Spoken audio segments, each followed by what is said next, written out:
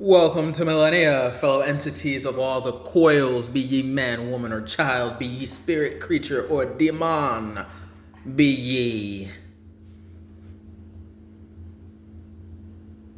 native, migrator, or invader. I didn't forget. Welcome to Millenia, for I am your host, the Millennian Mailman, and I'll be world building for you long after you've begun to fit in and acclimate to the climate. So now sit back, relax as I begin to go about the day. Today will be totally tubular Tourism Tuesday, where I give you a bit of a deep dive into some aspect of this world of Millenia I'm building with my book that I've been working on. And today, since the aspect of devil's advocate being displayed here in this week is on therapy, today's aspect will be certain mentalities of the therapeutic nature on the characters, where therapy is totally for criminals outside of like physical therapy because someone was injured and therapies like that.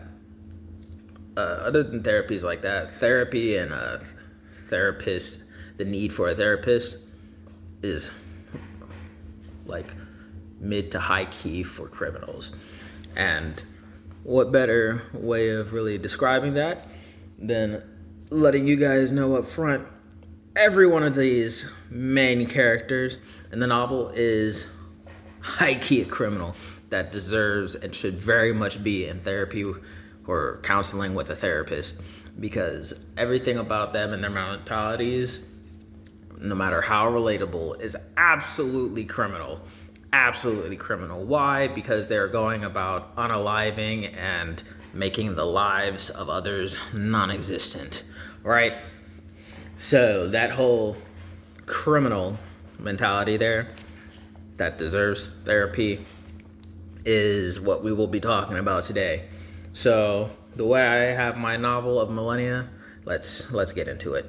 The way I have my novel of Millenia going out, when I write the characters and make their character development and progression go forward and move along the track, I really am rather forceful with the pacing, because most people who end up in therapy, the reason they are in therapy is because of how fast life just feels like it's moving along with no really pause to allow them to move on and be able to get past things and develop, because no matter what's going on in your life, life just keeps going, and it's always uncomfortable. And more than the uncomfortability of it all is really just aspects of I have to do something, I need. And if they're in that mental state and still moving on, they make mistakes. And with mistakes, they make wrong choices. And with every compiled wrong choice and mistake layering on their already mentality, if they are forward thinking, they'll make mistakes for their future and regret the things they did in their past and are doing in their present, and what they think they'll do in the future even after that, because everything is moving too fast. Their mentalities are wrong, it's screwed up, and they can't get out of it. So here in the Millenia, I'm actually working on the character template. Well, not the template, all the templates for book number 1 are done. I even have my chapter by chapter guide all done. I just need to go about actually adding details and writing it.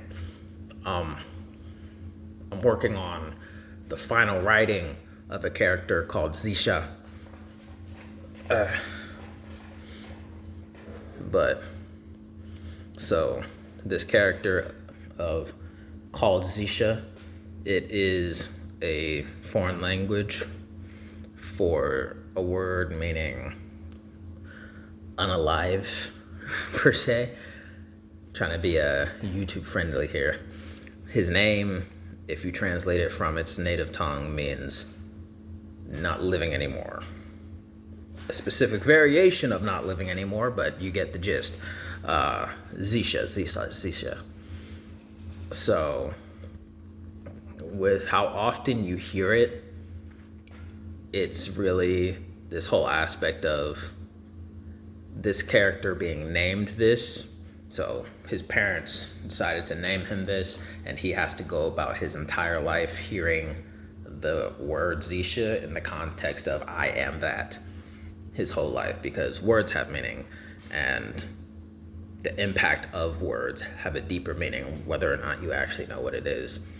So in this world of Millenia, they have their own like natural language, but even to them, they still use words they find amazing and immaculate or beautiful. They use them like people would use the dead tongue of Latin. Like, oh, this is zada zada zada zada. Why is it called that? What does that mean? I don't really know. I did. But it sounds beautiful, and I have a beautiful baby, so I'm gonna name him that, and hopefully he lives up to it.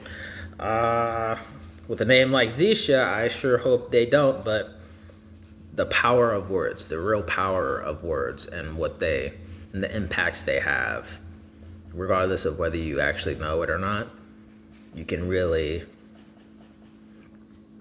see them coming out to light.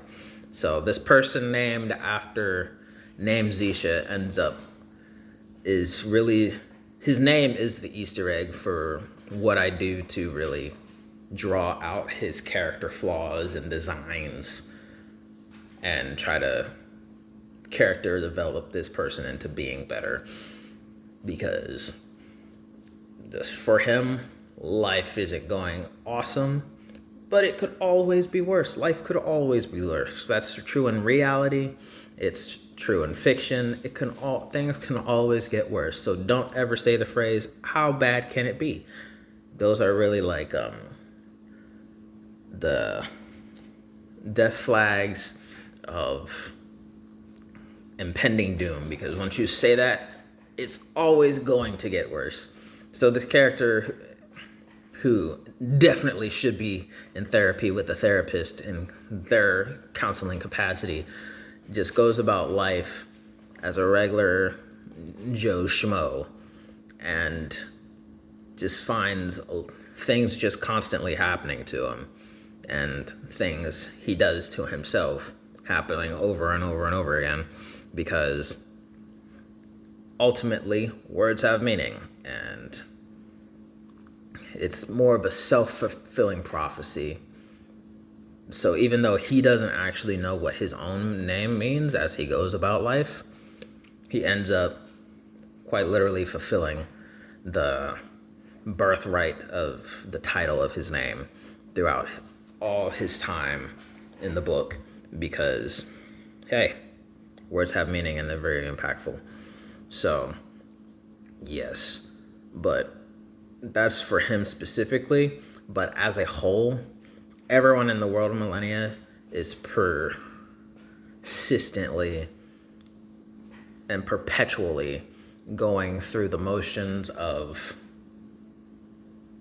getting irate, for a lack of a better word. They progressively get irate with one another and their interactions and their mundane day-to-days, till everything hits this climactic wall that initiates their character development in the way that I want it to be displayed for an audience.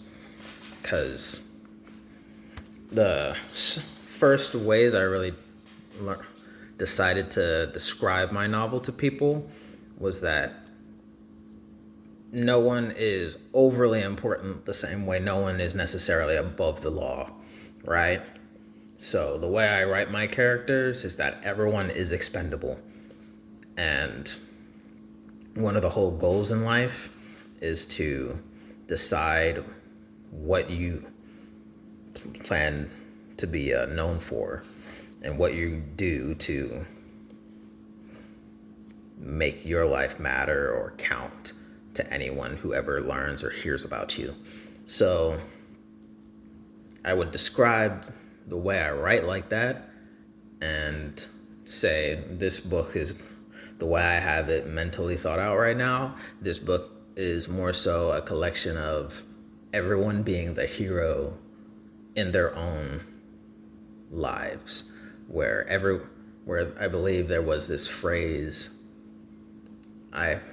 it's probably somewhere in the quote book, in the quote section of my notebook somewhere, but there was a phrase that said everyone has the opportunity to be the hero in their own novel called life. And my book would be a collection of people getting the opportunity to act like the hero of their life, with this where they display their climactic moment and then get freaking rid of them. Just get rid of them. They had their impacting moment.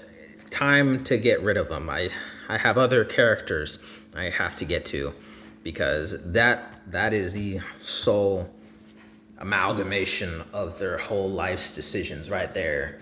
And I don't want to talk about them anymore, and I don't want the audience to think about them anymore, because hey, they did it. Their impactful moment is over. The whole goal behind that character being made has effectively been fully fulfilled. Get them out of my face, get them out of the audience's way. So it's criminal what all the characters I show you really are doing and getting away with. But it's even more criminal the way I'm treating them as expendable. But hey, c'est la vie. C'est la vie. Life, that's just life, man. And it's not about to be changing because you have a opinion about it. So, but yes, that is pretty much the goal here. It was a wonderful totally tubular tourism Tuesday into the world of Millenia. I was glad to be your host in my capacity as the Millennium Mailman, working off these talking points of Devil's Advocate from the Hell's Chapter Beyond. And that's pretty much all I have to say today for this Tourism Tuesday. But yeah, hey, that's just me. I'm your Millennium Mailman, and if you agree or like what I had to say, like the video, if you have any opinions, questions, comments, or concerns, go ahead, put those down in the comment section down below, and I'll address any of your comments that I do see on Millennium Mailman Monday, where I respond to all your comments and questions and stuff down in the comment section. I will respond to that on Monday. And so like, comment, and share. Share the video. Get the video more exposure if you just want that. If you want my book to be spread and heard, or really just want me to continue to make more of it. Subscribe if you really want to get into, well, not really get into, but want to hear me talk more about the book itself. The book of Millenia. That is my book. That makes me the Millennium Mailman. And all of you in the audience, loving. So, yeah, like, comment, share, subscribe if you care to. No one's forcing you to. And, of course, I'll be posting more thoughts, ideals, and beyond, and from the world of Millenia, faster than most of those gears can turn that way.